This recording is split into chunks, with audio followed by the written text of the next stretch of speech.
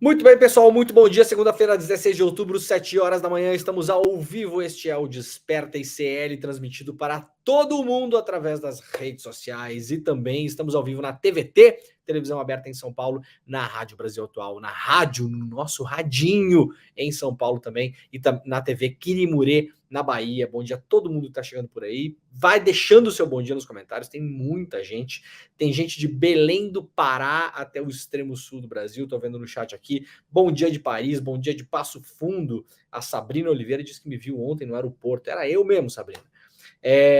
Bom dia, mas quem tá por aí? Eu já falei Belém do Pará, né?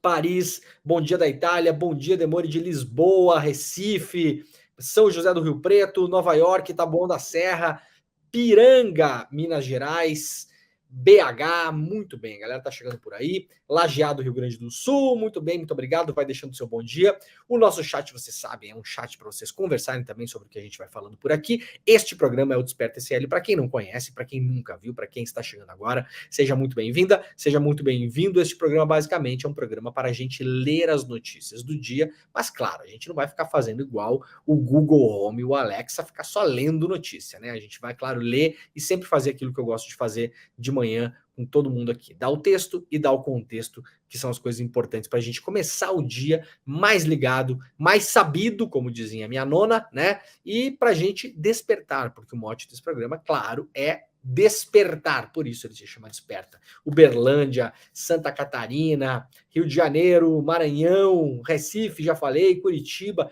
Teófilo Otoni, Minas Gerais, Porto Alegre, Santarém, que mais? Pessoal da Holanda, bacana, tá nos acompanhando aqui. Santos, São Paulo, muito bem. Muito obrigado pela audiência. Quem puder, claro, já vai deixando seu like, já vai deixando seu comentário e, por gentileza, quem estiver aí nos acompanhando pelo computador ou pelo celular e tiver a possibilidade, por gentileza, eu sempre peço, compartilhe o link deste programa para que a gente possa chegar a um maior número de pessoas possível. De todo modo, vamos comemorar, claro, porque somos sempre a liderança da audiência dos noticiários da internet brasileira no Desperta, né? A gente vem fazendo aí 15, 16 mil pessoas de maneira muito constante, a depender do dia, vamos a mais do que isso no ao vivo, só nos canais aqui das redes sociais, tá? 16 mil pessoas ao vivo, isso aí é mais do que os podcasts mais badalados que vocês conhecem por aí, tá? Aliás, é muito mais, né? Muito mais. Então a gente está fazendo uma liderança de audiência muito legal na manhã aqui e, claro, ainda temos a nossa grande rede Desperta na parceria com o pessoal da TVT, da TV Quirimurê e também da Rádio Brasil Atual. Tá bom, gente? Vamos lá que tem muita coisa no programa hoje. Todo dia eu falo isso, né? Tem muita coisa no programa de hoje. É porque sempre tem muita coisa no programa de hoje, né? Ó, Rio Solimões vira deserto, indígenas adoecem bebendo água contaminada, matéria da Folha de São Paulo. Enormes bancos de areia se formaram e com água suja em Igarapé, indígenas sofrem com diarreia e vômito. A gente sempre fala por aqui, né? A emergência climática vai atingir primeiro, principalmente e de modo mais avassalador, as pessoas que estão já em condições muito precárias. Isso não é novidade para ninguém e é exatamente isso que está acontecendo. Olhem a foto do Rio Solimões. Quem nos acompanha pela rádio, saibam que é uma foto chocante, parece de fato um deserto. Eu vou mostrar agora aqui para quem está nos vendo pelo vídeo, tá? Olha isso aqui, gente. Isso aqui é o Rio Solimões. É um negócio desesperador. Vejam o tamanho desse negócio. Não é que assim a seca expôs uma parte da margem. Isso aqui é um pedaço imenso do Rio Solimões e dos seus afluentes e igarapés. Tem uma pessoa, para quem não está nos vendo, tem uma pessoa caminhando nessa imagem, tem uma pessoa caminhando. É como se fosse de fato um deserto. A gente só não sabe que é uma paisagem desértica porque tem a floresta no horizonte. Quer ver que eu vou fazer um negócio aqui, ó? Olha aqui, ó. Olha aqui, ó. Pronto. Para quem está nos vendo aí, olha só. A imagem toda tá lá em cima, tem a floresta, né? Eu vou tirar a floresta aqui. Olha aqui, ó. Pronto. Isso aqui é um homem caminhando no deserto. É uma paisagem que parece Marte. É inacreditável o que está acontecendo esse ano no Brasil e no mundo em relação ao clima. O Rio Solimões E uma veia central, é uma veia central da Amazônia, carrega ancestralidade, conecta regiões e países, dá vida a uma infinidade de comunidades tradicionais em suas margens e nas margens de seus afluentes e de seus agarapés. O trecho que banha a terra indígena Porto Praia de Baixo, na região de Tefé, virou um deserto. O rio caudaloso que ditava o ritmo da comunidade foi substituído por enormes bancos de areia a perder de vista. A gente fala, virou um deserto, parece que é não. De novo, olha aqui, ó. Isso aqui é uma parte do Rio Solimões. E para quem conhece o Rio Solimões, não é um riozinho que tem na sua cidade, não, aí, tá? O Rio Solimões é gigantesco. Cocamas, ticunas e maiorunas cruzam esses bancos de areia de margem a margem, de ponta a ponta da terra indígena, em uma imagem que lembra um deserto.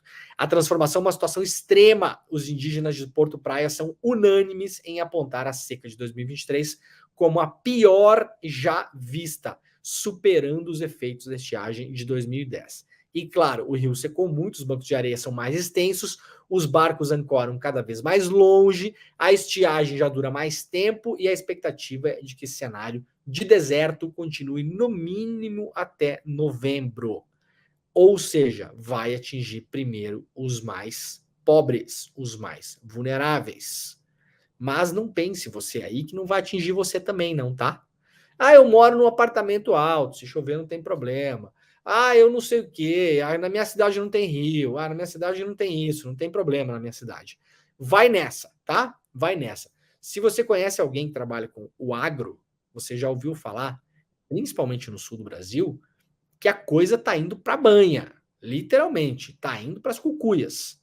As pessoas que trabalham com agro sabem disso. Quem planta, quem faz essas grandes plantações de milho, de soja, aveia, trigo, não está conseguindo nem colher, e quem conseguiu colher não está conseguindo plantar, porque no sul não para de chover.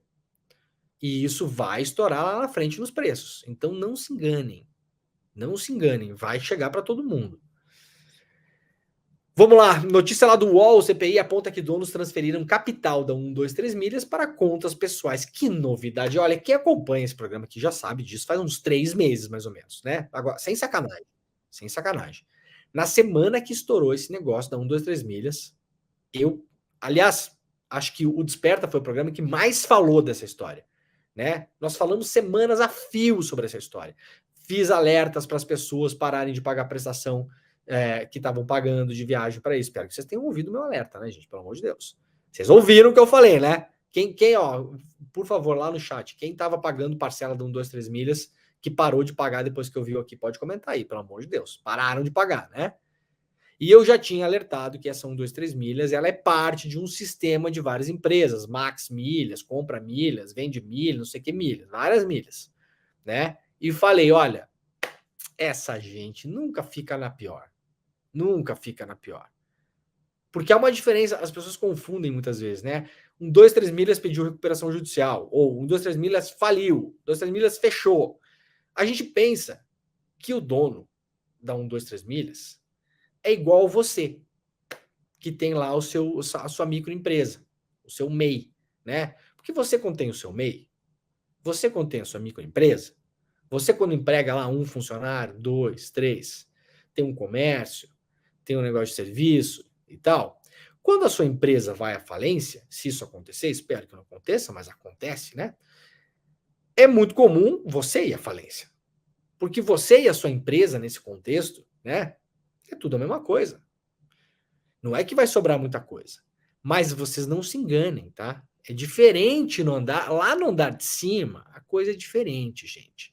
Essas empresas onde gira muita grana, que tem muito capital, né? Que tem dinheiro entrando e saindo o tempo todo, que tem fluxo de caixa, a empresa pode até ser deficitária. Atenção, isso é diferente da tua empresinha aí, né? Porque a gente está acostumado com o nosso dia a dia. Então, as nossas empresinhas, tal, se ela vai à falência, a minha, por exemplo, se a minha empresa hoje vai à falência, né?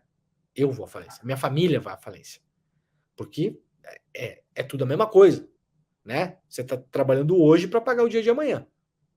Nesses casos, onde tem muito fluxo de caixa, diferentemente do nosso caso, cidadão comum, réis mortais, esses casos podem até rolar no prejuízo, ficar rolando, rodando no prejuízo, por anos.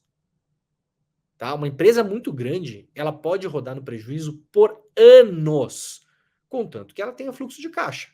Então ela pode ter prejuízo contábil, mas ela vai lá e faz uma rodada, e entra investidor, e vem dinheiro, e papapá. Aquela coisa. Empresas do Vale do Silício, que nós conhecemos, Twitter e tal, várias, rodam com prejuízo há anos. O Twitter é uma, deve ter dado lucro 2 ou 3 vezes na história. O resto é só prejuízo. Mas os donos sempre ficam cada vez mais ricos. Por quê? Porque eles têm o salário, porque eles têm distribuição de juros e dividendos das ações que eles têm, porque eles sabem as informações da empresa, então eles têm capacidade também para reter ações na hora certa, para se desfazer de ações na hora certa, né? Eles se auto-intitulam detentores de bônus no final do ano e podem fazer transferências de capital. Então não se engane, que a coisa não é como roda aí na sua padaria, no seu consultório de odontologia, na sua, que mais? Na sua empresa de design gráfico, na sua empresa onde você faz adesivo para caminhão, onde mais? Não vai, não é assim, tá bom? Na sua queijaria artesanal no interior de Minas Gerais, coisa maravilhosa, inclusive, adoro, amo, amamos, né? Não é assim que funciona, tá bom? É muito diferente. Os donos da 123 Milhas transferiram dinheiro da empresa para contas pessoais e de parentes nas semanas anteriores a 700 mil pessoas serem lesadas. De acordo com quebra de sigilo da CPI das pirâmides financeiras, em 31 de julho, 3 semanas antes da bancarrota, foram retirados 13 milhões e meio de reais do caixa da firma. A 123 Milhas diz que a acusação é leviana.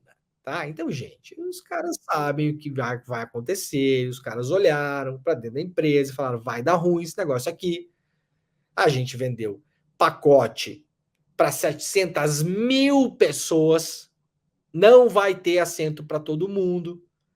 Os caras conseguem monitorar isso internamente. As pessoas que compraram aqueles pacotes, né, que tinha datas em aberto, começaram a reservar datas, começou a ter um volume muito grande de gente reservando datas no mesmo período do ano. Os senhores 123 Milhas olharam e falaram: ih, ferrou. Ferrou ferrado. Quanto é que tem no caixa aí? Tem tanto. Quanto é que custaria se a gente tivesse que devolver 1/4 do dinheiro dessas pessoas? Ferrou, não tem, já era, acabou. Ah, então vamos dar um jeito aí, né? A empresa pode ir, a gente fica, tá? É assim que funciona, gente, tá bom? É assim que rola o negócio. Os sócios da 123 Milhas, já cientes da derrocada da empresa, executaram estratégias para desviar ativos dela para si e para seus parentes, diz o trecho. A CPI pediu indiciamento de 8 pessoas da diretoria da 123 Milhas, incluindo os irmãos Ramiro e Augusto Madureira, sócios da empresa. Entre os crimes cometidos, a comissão apontou estelionato, lavagem de dinheiro, gestão fraudulenta e atuação como organização criminosa. Aliás, esse caso do 123 Milhas deu uma salvada nessa CPI das pirâmides financeiras que estava indo do nada para lugar nenhum, né? Vamos lá para Mônica Bergamo, na Folha de São Paulo. O Observatório diz querer abrir a caixa preta da Lava Jato e expõe multas bilionárias da operação. Um grupo formado por advogados e juristas colocará no ar nesta segunda-feira, portanto hoje, o site Observatório da Lava Jato. A iniciativa, que promete abrir o que seus criadores chamam de caixa preta da força-tarefa, fará sua estreia expondo números astronômicos de acordos celebrados à época da operação. Dados compilados pelo Conselho Nacional de Justiça após diligências na 13ª Vara, a vara que era a vara do Sérgio Moro, né? E obtidos pelos fundadores do observatório, indicaram que a Lava Jato teria autorizado apenas no Brasil, atenção aqui, tá? Olha, eu vou ler isso aqui, vocês vão ouvir, e vai parecer uma coisa legal, tá bom? Vai parecer uma coisa normal, mas não é, tá? Então presta atenção. O pagamento, a Lava Jato autorizou no Brasil o pagamento de 10 bilhões de reais em multas essas que foram colhidas dos acordos de leniência com as empresas e também dos acordos com algumas pessoas físicas.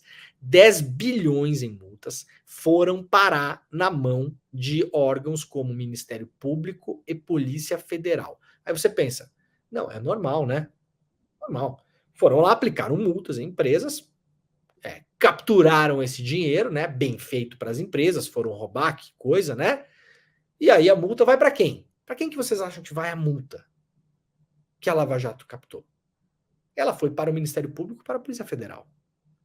Não parece esquisito para vocês? Vamos pensar o seguinte, para além do fato, claro, né, de que os números ainda mostram que 1,3 bilhão de reais foi para os Estados Unidos e quase 1 bilhão de reais foi para a Suíça. Isso aqui tudo dinheiro brasileiro, eu não canso de repetir.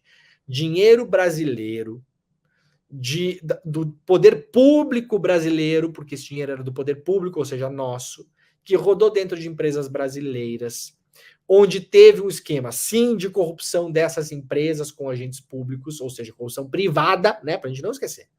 Corrupção privada, que foi feita com agentes públicos, no Brasil, com empresas brasileiras, esse dinheiro foi parar no exterior. É um mistério também isso, né? Vocês imaginam os Estados Unidos aplicando uma multa de uma lava-jato americana e trazendo parte do dinheiro para o Brasil? Levando para a França? Levando para a Alemanha? Vocês acham que isso faz algum sentido? Não parece fazer sentido, né? Porque não faz, de fato, sentido, tá?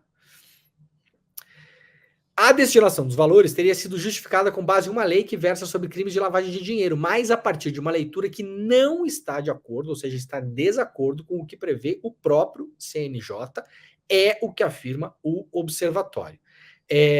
Aí, gente, vamos lá. Duas coisas importantes. Eu fui convidado pelo advogado, doutor, jurista Fernando Fernandes, para fazer parte desse observatório, então sou um observador do observatório também, tá? Mas esse trabalho todo de compilação e tal aqui foi feito pelo observatório, né, pelos profissionais do observatório, o que muito me honra, inclusive, o convite, né, porque é basicamente um observatório de transparência sobre como foi feita a Lava Jato. Então, sensacional, tô dentro, Fernando Fernandes me convidou, eu falei, tô dentraço, só colocar meu nome lá. E aí, vejam que coisa curiosa, a Lava Jato é Ministério Público, tá? Vamos esquecer Lava Jato, que como eu sempre falo, Lava Jato é um nome fantasia, é uma criação. É uma abstração. Lava Jato não existe, tá bom?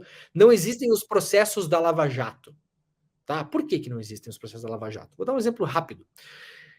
Cristiano Zanin, Supremo Tribunal Federal, se hoje tiver que se declarar impedido de participar de algum processo no Supremo, deve se declarar impedido nos processos nos quais ele atuou. Correto? Correto. Deve se declarar impedido nos processos da Lava Jato? Não. Por que não? Por quê? Ora, o Zanin não atuou na defesa, por exemplo, do Eduardo Cunha.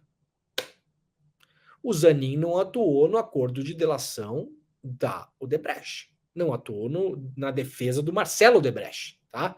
Então, assim, não existe a lavagem. Vejam como isso é um conceito para você tomar conta de uma parte enorme e importante de processos judiciais. Você vai lá, você coloca um post-it, sabe aqueles post-it amarelinho? Você vai lá, você cola um post-it em cima de um processo e fala, não, isso aqui é Lava Jato. Isso aqui não pode. Isso aqui o Zanin não pode olhar porque é Lava Jato. Não, isso aqui fulano não pode trabalhar porque é Lava Jato. Não, isso aqui fulana tem que se declarar impedido porque é Lava Jato. Não existe Lava Jato. Não existe. É uma abstração, uma fantasia, uma ficção. Tá? Então vamos lá. Quem é que fez os acordos? Aliás, sem a CGU, que é outro papo para outra hora. Quem é que fez os acordos? O Ministério Público Federal. Correto? Os acordos foram feitos pelo Ministério Público Federal. Para onde o Ministério Público Federal direcionou 10 bilhões em multas, para além da Polícia Federal? Para o Ministério Público Federal. Vocês vejam que coisa maluca. Por exemplo, vou dar um exemplo. Vamos dar um exemplo. Um procurador, sabendo que pode fazer isso, vai lá e instaura um processo investigativo contra uma empresa. Essa empresa faz um acordo de leniência, porque ela acha que é o melhor para ela. Esse acordo de leniência gera um monte de dinheiro. E esse monte de dinheiro vai parar, direta ou indiretamente, na mão do procurador que investigou a empresa. Isso não é uma coisa parecida com aqueles filmes dos anos 70, que tinha 3 caras fumando cigarro na frente de um Mustang estacionado na frente de uma pizzaria? Não parece isso para vocês? Não parece extorsão, inclusive, um negócio desse? Como você vai direcionar a multa para o órgão que você trabalha? sendo que você abre a própria investigação. Há casos previstos em lei. Não é o caso, como dizem aqui os observadores do observatório, segundo o CNJ. Você transforma isso numa indústria de multas que vem para o próprio órgão onde você trabalha. Eventualmente, depois, você pode fazer um acordo privado com o órgão onde você trabalha para, por exemplo, montar uma fundação com um CNPJ privado e destinar parte do dinheiro para ela, como fez, ora, a Lava Jato. Vocês entendem o tamanho do escândalo desse negócio? Esse dinheiro, se a Petrobras foi uma vítima, deveria voltar para a Petrobras. Não é? Se no esquema da Odebrecht houve superfaturamento, ou seja, roubo de dinheiro público do Ministério do Planejamento, esse dinheiro deveria voltar para o Ministério do Planejamento. Foi ele que foi roubado. Ou para uma outra destinação pública que não fosse o órgão persecutório e investigador que está investigando as pessoas. Isso é absolutamente escandaloso. E isso tudo estava sob sigilo. Tudo isso estava sob sigilo. Só para a gente entender, tá? A Lava Jato só tirava do sigilo o que interessava a ela, né? Tá bem explicado? Tá bem explicado, né? Muito bem. 27 agrotóxicos são detectados em água de São Paulo, Fortaleza e Campinas. Repórter Brasil trazendo a matéria hoje. Uma mistura de 27 diferentes tipos de venenos foi detectada na água consumida por parte da população de 210 municípios brasileiros. Entre eles, São Paulo, Fortaleza e Campinas. As informações são resultados de um cruzamento de dados realizados pela Repórter Brasil a partir de informações do Sistema de Informação da Vigilância e da Qualidade da Água para Consumo Humano do Ministério da Saúde, com testes feitos no ano passado. A maioria dos exames identificou uma concentração dentro do limite considerado seguro pelo Ministério da Saúde para cada tipo de substância isoladamente. Ou seja, a simples presença de cada agrotóxico em uma amostra não necessariamente acarreta problemas de saúde. No entanto, a regulação brasileira não leva em conta os riscos da interação entre os diferentes tipos de pesticidas. É justamente a mistura de substâncias o que preocupa especialistas ouvidos pela reportagem. Eles afirmam que o chamado efeito coquetel pode gerar consequências ainda desconhecidas ao organismo humano. Quem acompanha essa cobertura sobre agrotóxicos no Brasil, né? Que, aliás, o agro habilmente conseguiu mudar a palavra para defensivos, né? Veja que curioso, né? Vocês já prestaram atenção nisso? Eu gosto muito de prestar atenção no detalhe do uso das palavras, né? O agrotóxico hoje é usado basicamente por ativistas, por jornalistas e por pesquisadores sérios. Todo o resto usa defensivos agrícolas, né? Vem de defesa, né? Então aquilo é uma defesa para a planta, uma defesa para o nosso alimento. É brilhante, né? A gente tem que reconhecer quando a coisa funciona de fato, né? Muita gente que pesquisa agrotóxicos e que cobre, colegas que cobrem, Repórter Brasil, uma delas, né? Ellen Freitas, a repórter, vem falando sobre a mistura de agrotóxicos há muitos anos, que é uma coisa muito pouco estudada. Ou seja, supondo que você consuma 0,1 miligrama do agrotóxico A, isso não é prejudicial à sua saúde, tá? Nesse exemplo aqui. Mas, se você consumir a mesma quantidade desse agrotóxico A em uma planta, que tem outro agrotóxico junto, o efeito combinado dos dois pode fazer com que aquela mesma quantidade seja tóxica. E isso não é devidamente estudado, por quê? Porque, primeiro, não há dinheiro para estudar isso. Porque quem estuda isso, no geral, são ONGs ou as universidades públicas, que têm pouca grana.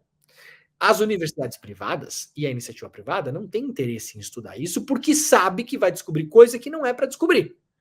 Então, por isso, não estuda. E há uma dificuldade técnica nisso, que é o seguinte: há centenas de agrotóxicos que são usados no Brasil. Vários deles, inclusive, proibidos na União Europeia, por exemplo, né? Então, como eu sempre falo, ou nós somos um bando de trouxa ou eles são um bando de trouxa. Alguém é trouxa nessa história, né? E aí é muito difícil estudar a combinação. Olha, no Brasil usa centenas. Aqui nessa matéria são 27 os detectados na água. Vocês imaginem a quantidade de combinações. Quem é bom de matemática aí? Quantas combinações possíveis entre agrotóxicos a gente consegue com 27 agrotóxicos diferentes, né? Então tem a combinação de A com B, daí de A com B com C, aí de A com C, aí de B com C, aí de, sabe? Então assim, ó, é muito complexo. De fato, a gente não sabe que água a gente está tomando e o que a gente está consumindo. Esse é o grande problema. Rapidamente aqui, liberal Daniel Noboa derrota a esquerda lá no Equador e foi eleito presidente nesse final de semana. A eleição do Equador a gente cobriu bastante aqui também, inclusive, né? Teve 2 assassinatos, uma tentativa de assassinato, muito complexa a situação, e acabou indo parar na mão do Daniel Noboa. O Daniel Noboa é filho do magnata da banana. Para quem já viajou pelo mundo aí, já viu bananas para lá e para cá, né? Aquelas bananas Chiquita, já viram aquelas bananas? Então, é do pai desse cara, tá? É um bilionário, né? Então, o Equador agora vai ter um presidente que é basicamente eles vão cortar, né? Os middlemen, né? As pessoas do meio, assim, entre o capital e a política, né? Então pegaram o capital, colocaram direto na política, pronto, tá resolvido, né? Mais ou menos o que fez a Itália com Berlusconi anos atrás, né? Carolina Brígido está reportando lá no UOL, o governo federal envia para o Rio 550 agentes da Força Nacional e da Polícia Rodoviária Federal. A gente vai acompanhar isso aqui ao longo da semana, né? Porque o assunto da Palestina está tomando conta do noticiário, mas o que está acontecendo no Rio de Janeiro merece muita atenção. Tá? Tá acontecendo uma operação massiva policial no Rio de Janeiro. Essas coisas não costumam acabar bem. O governo vem dizendo, vários interlocutores do governo vem dizendo, o Flávio Dino é um deles, mas não só, várias pessoas, vários influencers, jornalistas, intelectuais ligados ao governo também, vem repetindo o mesmo discurso. Faz uns 15 dias esse discurso se unificou. A gente nota, né? Porque uma pessoa aqui fala uma coisa ali, fala outra lá, você vai pescando, opa, peraí, tá todo mundo falando a mesma coisa ao mesmo tempo, tá acontecendo alguma coisa, né? E o ouvido de jornalista já é treinado para sacar o que está rolando. Então tá acontecendo sim uma mobilização filosófica, inclusive, né? No governo, dizendo que o combate à criminalidade precisa de polícia. Tá? Esse é o resumo da história. Então, assim, não temos como combater o crime sem a polícia. Então, tá rolando um lance de valorização da polícia, né? O que, claro, a polícia tem que ser valorizada num estado onde a polícia existe, né? Então, a polícia existe, ela precisa ser organizada, você precisa limpar a polícia, aquela coisa toda, ser bem paga, né? Os policiais têm problemas psicológicos gravíssimos no Brasil, já é sabido há muito tempo, etc. e tal. O risco disso, você fazer a velha dicotomia falsa, entre polícia bom, bandido ruim. Quem é que faz isso? A direita. Quem faz isso é a direita. A política de law and order, né? Lei e ordem, uma política de direita. Quem ganhou a eleição nos Estados Unidos usando lei e ordem foi Donald Trump, por exemplo. Na Itália foi Matteo Salvini, foi Meloni, né? No Brasil foi Bolsonaro. Então, atenção com esse negócio. Calma lá. Porque polícia e bandido, principalmente no Rio de Janeiro, tá aqui, ó. Você não vê a fronteira. É difícil enxergar a fronteira. Polícia e bandido no Rio de Janeiro é uma zona cinza. Complicada. Então eu espero que essas coisas andem de um jeito que não é o jeito como a gente viu 550 agentes da Força Nacional e da PRF no Rio de Janeiro. Se fosse um ano atrás, eu ia dizer para vocês agora que amanhã, se tiver operação, vai aparecer 10 pessoas mortas. Vamos ver se a coisa vai do mesmo jeito. Eu espero que não.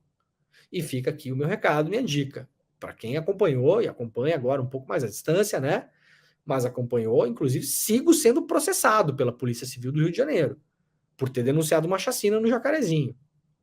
Sigo, sou investigado até hoje. A Polícia Civil do Rio de Janeiro abriu uma investigação contra mim porque eu publiquei uma reportagem mostrando que a Polícia Civil do Rio de Janeiro, através da CORE, tinha um grupo de matadores. Mataram 23 pessoas na época. O investigado foi o policial que apertou o gatilho? Não. Foi o delegado que autorizou a ordem? Não. Quem foi investigado? Eu. Eu estou sendo investigado até hoje. 2 anos depois. A investigação está aberta até hoje. O delegado até hoje não fechou a investigação contra mim por denunciar esse tipo de coisa. Então fica aqui uma dica. Queridos que estão cuidando disso no governo federal. Se vocês não limparem a polícia do Rio, vocês não chegarão a lugar nenhum que não seja empilhar cadáveres de pessoas pretas, pobres e faveladas. Tá bom? Se vocês não limparem a Polícia Civil e a Polícia Militar do Rio de Janeiro, vocês não chegarão a nenhum lugar que não seja a montanha triste, terrível de cadáveres. Essa é a real. Gente, vamos lá. A gente vai para agora falar de Palestina. Tem muita coisa aqui, tá? Fiquem por aí, tem bastante coisa. Agora, vamos rapidamente aqui. Tem um vídeo interessante, olha só. Rombo das Americanas. 40 e poucos bilhões de reais, né? Já falei aqui, quase 10 vezes o que a Lava Jato diz ter recuperado para a Petrobras. 10. Não estou exagerando.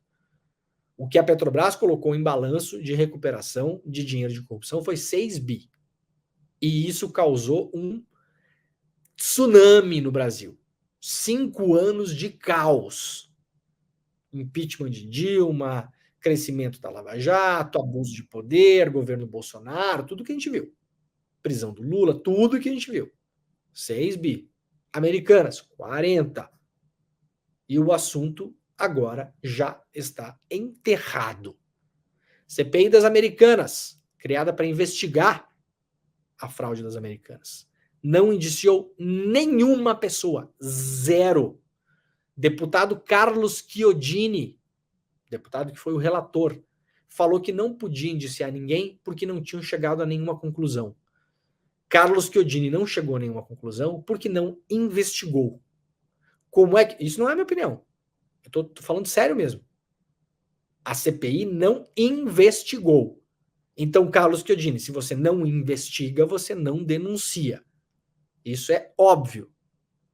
Me parece que essa CPI foi feita para isso, inclusive. Para, inclusive, dar salvo-conduto agora para os bilionários, os controladores, ex-controladores, para falar, não, veja bem, fomos, inclusive, aqui investigados por uma CPI muito séria, muito correta, uma CPI, fomos lá investigados, e a CPI não chegou a conclusão nenhuma, aliás, não nos indiciou, não nos denunciou, é verdade, de fato. A CPI foi ótima para os bilionários das Americanas, foi incrível, né? Saíram limpinhos e ainda ganharam um selo de aprovação. Olha aqui, ó, não corrupto. Quem falou? Não, tá aqui, fomos investigados. CPI tem poder de polícia. Agora tem um detalhe importante. Eles não foram convidados para depor, não foram intimados para depor. Os seus sigilos fiscais, bancário, telefônico, telemático não foram quebrados. Então, se você não investiga, é difícil chegar mesmo, né? A coisa lá no final, né? Aí agora, um dos bilionários das Americanas deu um depoimento para a CVM, Comissão de Valores Mobiliários, que, em tese, controla o mercado financeiro brasileiro, né? Foi lá dar um depoimento, porque a CVM está investigando ainda o caso. Aí, o único trecho do depoimento que vazou, né? O cara não foi lá dar um depoimento de 2 minutos. Foi lá, deu um depoimento. Qual o único trecho que vira notícia? Bilionário das Americanas conta bastidores da crise. Assista. Aí vai lá o Leandrinho assistir. Opa! Sicupira, que é um dos bilionários. Lehman, Teles, Sicupira, tá? É o trio. Sicupira disse à CVM que ficou em choque ao receber ligação do presidente da empresa sobre o escândalo contábil. Que coisa curiosa, né? Que eu acho assim muito curioso. O cara deu um depoimento na CVM, o único trecho de 2 minutos que vazou foi esse. O trecho no qual, basicamente, serve para reforçar a posição deles de que não sabiam de nada. Vamos tocar o trecho para vocês aí? Vamos lá, Pedrinho, bota o trecho para a gente aí, por favor. De 2023. Qual foi o seu contato com ele nesses primeiros dias? Nenhum. Certo. Meu primeiro contato com ele nesses primeiros dias foi quando ele ligou para o Eduardo para dizer que tinha um problema sério na companhia. O Eduardo estava em Portugal. Ele ligou imediatamente para mim pedindo se eu podia vir para o Rio. Pediu o Eduardo também para vir para o Rio. E me falou isso de tarde. Eu vim imediatamente para o Rio, porque eu fiquei com medo do Eduardo não chegar. Eu achei que ia arrumar um voo. E ele falou: não posso esperar. Dá para a gente marcar amanhã. Então, foi aí que eu falei com ele. Isso no dia 5. O Real que te ligou. Ligou primeiro para o Eduardo, depois para isso.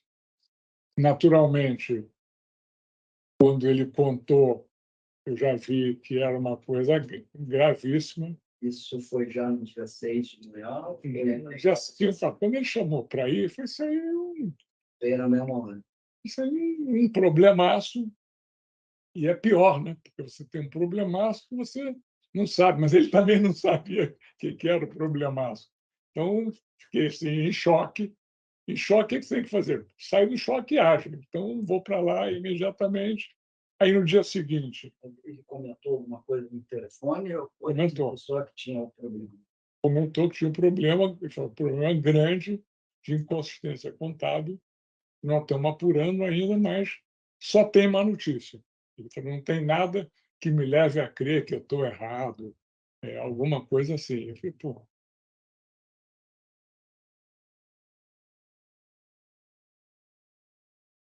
Conveniente, né? Conveniente, né, gente? Vamos lá resumir a história antes da gente entrar aqui no conflito na Palestina.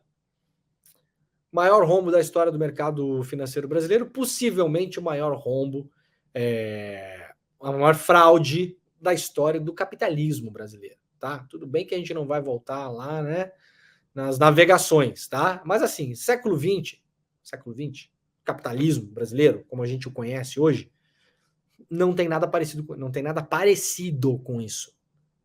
De novo, o petrolão é quase assim, uma mosca perto desse negócio. Esses caras eram os acionistas controladores, ou seja, no linguagem popular, dono, né? Eram os donos da Americanas. Abriram mão do controle da empresa 11 meses antes da descoberta da fraude, para a gente não esquecer. Fizeram um movimento muito incomum no mercado, abriram mão de graça. Você, se fosse dono dos Americanas, você ia abrir mão de graça do controle da empresa? Só se você fosse maluco, né? Isso não acontece, gente. Assim, ó, raríssimos casos que acontecem, mas raríssimos, tá? Abriram mão do controle de graça, pega aí, alguém controla aí. Ficaram como acionistas de referência, não sabiam de nada, né? A CPI investigou, não indiciou, não fez nada, não denunciou. Então tem agora o carimbo, o selo de pessoa não corrupta. E agora o único trecho que vaza é o trecho onde o cara fala que, nossa, o cara me ligou, estava em Portugal, que coisa, problemaço, né? Então o que eu fiz? Saí do choque e fui agir. Vamos lembrar, esse cara que apareceu nesse vídeo ganhou uma fortuna com a fraude. Como? Como que ele ganhou dinheiro com a fraude? Mesmo sem saber. Então eu estou admitindo aqui que ele não sabia, tá? Tenho minhas desconfianças, como todos temos, tá bom? Como todos temos. Agora, vamos admitir que a tese está correta, ele não sabia de nada. Ganhou uma fortuna mesmo assim. Por quê? Porque era detentor de ações, de bônus, dinheiros que vão e vêm, né? Essas coisas complexas do mercado financeiro, as ações que esses caras tinham ao longo de todos esses anos se valorizaram absurdamente em cima de balanços falsos. Então essa gente toda ganhou muito dinheiro com essa fraude, muito, mas muito, não é pouco não, né? Então esse depoimento aí, se piscando e mexendo a boca, parecendo velho gagá, tá? Quem tiver pena pode levar para casa, né? Como diz o outro lá, né? Tá com pena, leva para casa. Nesse caso aqui a gente pode fazer piada, né? Muito bem, gente, vamos lá. Ó, Jamil Chad lá no UOL, Gaza vive expectativa de abertura hoje. Governo diz que brasileiros ainda não saíram. A fronteira de Gaza, ontem saiu uma notícia de que a fronteira de Gaza com o Egito, lá no sul, tá? Tem um pedacinho de Gaza, uma franjinha de Gaza que tem uma fronteira com o Egito. Essa fronteira é uma fronteira fechada, é uma fronteira que já passou por 1 milhão de situações diferentes. Já foi aberta, já foi fechada, já teve túneis, teve mais de 1.000 túneis clandestinos que ligavam Gaza ao Egito. Para que, Leandro, esses túneis? Bom, entre outras coisas, para levar comida para dentro, por exemplo. Já que Israel mantém um bloqueio em relação à faixa de Gaza, por terra e por mar.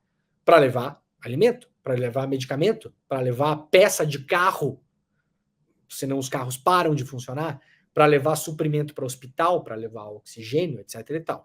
Claro que por ali também passam armamentos, óbvio, tá? Mas a gente tem que contar a história toda aqui. Senão você pensa, da maneira como a gente ouve na imprensa, né, mundial, assim, vou eu lá e falo, tinha 1.200 túneis que ligavam o Egito a Gaza. Automaticamente, mesmo que você não seja um acelerado e esteja preocupado com o que está acontecendo, automaticamente passa pela nossa cabeça. Era para levar fuzil para o Hamas, tá bom? Claro que passava coisa ali, lógico. Mas foram túneis construídos substancialmente para passar produtos para as pessoas. Sabe quantas pessoas vivem em Gaza? Segundo a última estimativa da ONU, 2,2 milhões de pessoas. Sabe quantas pessoas o Hamas tem em Gaza? 40 mil pessoas. Vocês viram a diferença? 2 milhões, 40 mil. Então, quando se fala que é uma minoria, mas não é uma minoria, é uma micro-minoria. Você tem 2 milhões de pessoas, população civil, 40 mil pessoas no Hamas. Esses são os dados oficiais, tá bom? Então, vamos colocar as coisas em perspectiva aqui. Sabem quantas pessoas já saíram do norte de Gaza e caminharam até o sul de Gaza e estão na fronteira agora? A ONU calcula 600 mil pessoas que chegaram lá de todos os modos possíveis e inimagináveis, inclusive a pé. Várias delas morreram no caminho porque foram bombardeadas pelo exército de Israel. Na rota de fuga. Rota de fuga essa compelida pelo exército de Israel, que mandou as pessoas saírem do norte de Gaza. Muita gente acredita agora, nesse momento, aliás, que Israel vai anexar o norte de Gaza. Então, Gaza, que já é pequeno, ficará pela metade. Ou ficará em 2/3. E agora, há vários brasileiros lá e o governo brasileiro está na região.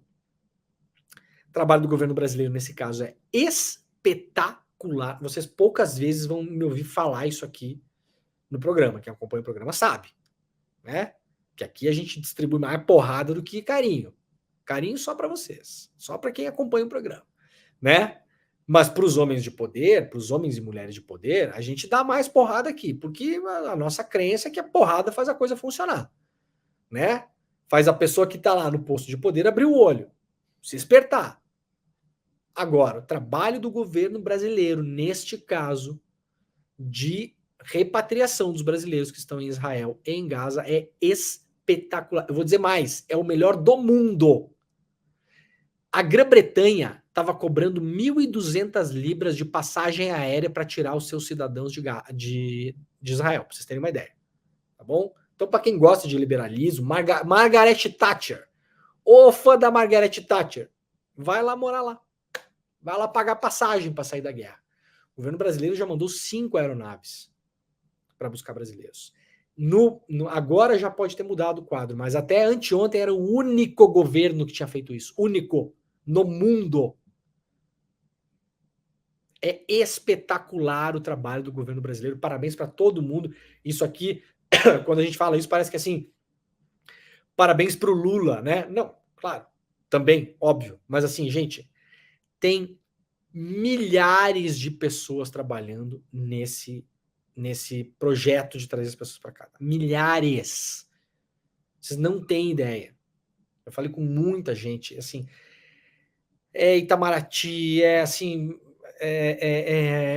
pessoal da defesa, pessoal de relações da presidência, das relações internacionais da presidência. Gente, tem um mundo trabalhando para trazer essas pessoas para cá.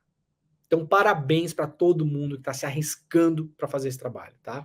O problema é que o jornal La República, hoje pela manhã, e o jornal Haaretz, que é um jornal de Israel, estão dizendo que a fronteira está fechada. E isso é baseado numa nota do próprio governo israelense. Lá no La República, publicado às 9 horas da manhã, hoje, escritório do premier Netanyahu, por hora não há cessar-fogo. Então diz aqui a nota, não há neste momento nenhum cessar-fogo e nem ingresso a Gaza de ajuda humanitária em câmbio, em troca da saída de cidadãos estrangeiros. Palavras do governo de Israel. Isso aqui até antes de eu entrar no ar, tudo pode mudar, né? Talvez as coisas tenham mudado nos últimos 15 minutos. Mas, por enquanto, a informação que temos, a fronteira com o Egito segue fechada. E segue fechada porque Israel não vai fazer cessar-fogo na região. Acaba de dizer isso hoje pela manhã, horário europeu. O Haaretz estava dizendo que a única coisa que eventualmente estava passando na fronteira era água. Tá? Deixa eu ver se eu consigo recuperar aqui, porque eu estava no live blog do Haaretz aqui. Eu acho que já andou. Aqui, ó. Cadê? Água. Deixa eu botar no artigo cheio aqui. Full article, water. Já saiu daqui. Mas, enfim, o Haaretz estava dizendo que a única coisa que podia estar passando pela fronteira era água. Aqui um mapa feito pelo jornal O Globo, para vocês entenderem um pouco melhor, tá? Então, a fronteira com o Egito é aqui embaixo, em Rafah, tá? O Brasil já deslocou vários diplomatas, várias pessoas do seu corpo diplomático para a região. Brasil desloca diplomatas para dar suporte a brasileiros na fronteira de Gaza com o Egito. Segundo o Itamaraty, são 22 brasileiros, 7 palestinos com visto ou autorização de residência e 3 parentes próximos de brasileiros que estão querendo sair de Gaza.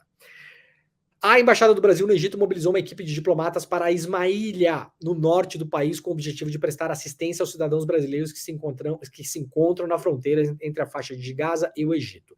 Essa equipe também está encarregada, ao lado de grupos de outras embaixadas, de conduzir negociações com autoridades locais, visando a abertura das fronteiras para permitir a passagem dos brasileiros e de pessoas de outras nacionalidades. Qual é o grande problema ali, gente? O Egito também não sabe o que fazer. Vocês imaginem a situação, a catástrofe, de fato, que está sendo forçada pelo governo de Israel. Eu não vou cansar de repetir isso aqui. O Hamas é considerado um grupo terrorista por vários países do mundo. O Brasil não está entre eles. A Noruega também não está. Vários países não estão. A ONU não considera o Hamas um grupo terrorista. Mas a gente, no debate político, é muito importante você não perder a humanidade também. Então, alto lá vocês aí, tá? Também, alto lá. Cuidado. O que o Hamas fez é um ato terrorista, tá bom? Não há outra palavra, gente. Tem sequestros civis, tem assassinato de civis, tem uma série de coisas ali. No plano de fundo, há, claro, uma luta anticolonial da Palestina, uma luta anti-ocupação, tem tudo isso, tá bom? Agora, a atitude do Hamas ela foi feita para causar terror. Então, sem meias palavras em relação a isso, tá, gente? Por favor, vocês não precisa dar volta em relação a isso. Não é necessário ficar desviando o caminho. Uma coisa é uma coisa, não elimina a outra. O Hamas, inclusive, foi insuflado, né? Foi aplaudido pelo governo de Israel, pelo Netanyahu, inclusive. Porque queriam um Hamas forte para enfraquecer os moderados da Palestina. Fortaleceram os radicais. Então, não dá para ter meia palavra nesse negócio, tá, gente? Também, senão a coisa fica complicada, né? Cuidado com a mistura entre uma coisa e outra. Tá? Agora, dito isso, vírgula, quem precisa ser veementemente cobrado neste caso é um Estado soberano, que é o Estado de Israel. Uma coisa é você negociar com o Hamas para liberar os brasileiros que estão lá, que é o que o Itamaraty vem fazendo, a diplomacia brasileira vem fazendo, etc. e tal. Agora, o Hamas não é um Estado soberano. O Hamas não tem assento na ONU. O Hamas não pode ser... não há os mecanismos internacionais de diplomacia, de conversa e, eventualmente, de penalização, mas com Israel há. Então é por isso que se cobra muito, ou que se deveria, muita gente não está fazendo isso, né? Mas aqui a gente está fazendo isso. Cobrar Israel. Por quê? O Hamas assinou os protocolos de Genebra? As convenções sobre o que pode ou não pode numa guerra? Não, Israel assinou. O Hamas não assinou por quê? Porque não é um país, ora. Você vai cobrar que não se cometa atrocidades. De quem que você vai cobrar mais? Claro que a gente pode falar, Hamas, não faça isso, pelo amor de Deus, devolvam, etc e tal. Qual é a chance? Quem é que pode ser mais ouvido? Inclusive pelos mecanismos internacionais. Porque assinou voluntariamente os protocolos que definem as leis, as regras numa guerra. Você sabia o que é as regras numa guerra? Foi Israel que assinou. Entre as regras de guerra que Israel assinou, é signatário dos protocolos de Genebra, você não pode bloquear estradas para ajuda humanitária, não pode cortar água, não pode cortar luz, não pode atentar contra a população civil, não pode impedir que as pessoas deixem uma zona, não pode forçar a movimentação em massa de pessoas. Tudo o que Israel está fazendo neste momento em Gaza é ilegal, segundo acordos que Israel assinou. Ou, na linguagem popular, crimes de guerra. Se queremos falar nisso, esse é o nome. No limite, dá para falar também terrorismo de Estado. Tudo isso cabe em relação ao que Israel está fazendo agora. Nada disso apaga os civis inocentes que foram vítimas do Hamas. Tudo isso está dentro de um contexto. A história de que esse assunto é muito complexo para a gente poder analisar ele, ela é perigosa, sabia, gente? Porque quando você fala o seguinte, esse assunto é muito complexo, então qualquer coisa que eu opinar, eu vou ser cancelado por um lado ou pelo outro. Quando você não faz isso, prevalece a narrativa dominante. Qual é a narrativa dominante? Nas instituições, na imprensa mundial, desde a fundação de Israel, principalmente dos anos 60 para cá. Israel está se defendendo desse bando de bárbaros loucos que querem acabar com todo mundo. Essa é a narrativa dominante. Como bem falou o Edu Moreira na sexta-feira passada, a Torre Eiffel e o Empire State ficaram com as bandeiras de Israel. Ora, não há vítimas inocentes na Palestina, na Cisjordânia e em Gaza? Então, a narrativa dominante é que, tanto é que o próprio exército de Israel, o nome é o exército de defesa, né? O que é uma falácia, porque esse exército ataca. E muito, inclusive. E não é de hoje. Então, quem tem que ser cobrado aqui é o Estado soberano, país signatário dos documentos, dos protocolos de Genebra, que definem o que pode e o que não pode em um conflito. E tudo o que Israel está fazendo agora em Gaza não pode. Você não pode bombardear a escola, você não pode bombardear áreas civis. Mas tem terrorista se escondendo num prédio civil. Então tá, então bam, bota abaixo, 12 andares. A casa de todo mundo. Porque tinha 3 pessoas lá dentro que você acha que eram terroristas. Não pode. Não pode. A opinião de quem é contra isso, ela é irrelevante, tá bom, gente? Irrelevante. Isso é a mesma opinião da pessoa que acha que a lei e tal, se você não concorda, então você vai lá para Genebra, né? Você convoca a ONU e você muda os protocolos. Os protocolos que foram assinados por Israel hoje dizem que Israel está cometendo reiterados crimes na faixa de Gaza. Reiterados crimes na faixa de Gaza.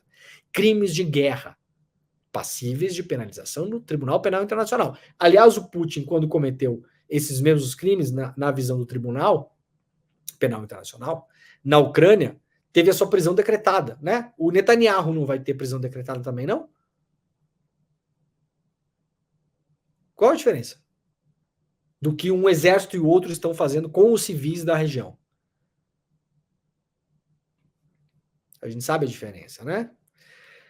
Jamil Chad, Gaza tem falta de saco de cadáver, 11 mortes por hora e 1 milhão de deslocados. Desses 1.600.000 já chegaram na fronteira, né? Brasil costura com potências resolução na ONU para cessar fogo. Notícia também de última hora. A relatora da ONU diz que a resposta global à guerra Israel-Hamas é repugnante. fala sim em atos terroristas do Hamas, mas diz que o que Israel está fazendo é injustificável. ONU, injustificável. Vamos lá mais rapidamente aqui. Biden reforça que Hamas deve ser eliminado, não se esperava nada diferente de um presidente americano, né? Lembrando que o Hamas não é só o seu braço armado, então também muito cuidado. Há um motivo pelo qual a ONU não classifica o Hamas como um grupo terrorista, né, gente? O ISIS é um grupo terrorista para a ONU. O Boko Haram é um grupo terrorista para a ONU. O Hamas não é. Então haverá um motivo, né? Não é uma decisão que alguém jogou uma moeda para cima. Então bora estudar um pouquinho e entender. Haverá um motivo pelo qual. Talvez agora, a partir desse ataque terrorista que aconteceu, a ONU mude de ideia. O que não seria nada fora do comum. Porque realmente foi algo terrível, inimaginável, nojento, repugnante o que o Hamas fez. Não há meias palavras para isso, né? Então, Biden diz, Hamas deve ser eliminado, isso aqui é retórica populista, Hamas não será eliminado, como a Al-Qaeda não foi, como o ISIS não foi. Isso aqui é só retórica belicista de guerra, tá? Isso não vai acontecer. Isso só vai insuflar mais os confrontos, tá? Mas, importante, ainda mais para um presidente dos Estados Unidos falando isso. O Biden falou que se Israel ocupar Gaza, isso será um erro. Um erro. Né? Não é um erro, né, Biden? É um crime. É um roubo, é uma atrocidade. Né? É tudo isso. Mas, vindo do Biden, a gente, tudo bem, ficamos no erro. Né? Bom, gente, isso já está espalhando bastante. E aqui no Brasil, o jornalista Breno Altman está sendo vítima de ataques brutais. Quero prestar minha solidariedade ao Breno Altman, que aliás é judeu, né? Vem se posicionando contra o que Israel está fazendo e vem sendo vítima de ataques muito, muito nojentos nas redes sociais.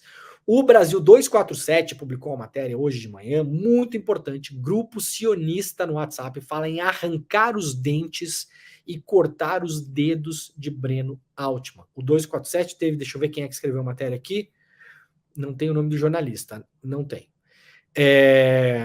Um grupo de WhatsApp chamado Geopolitics, formado por quase 300 integrantes, fez essas ameaças, então, ao Breno Altman, que é editor do Opera Mundi, né?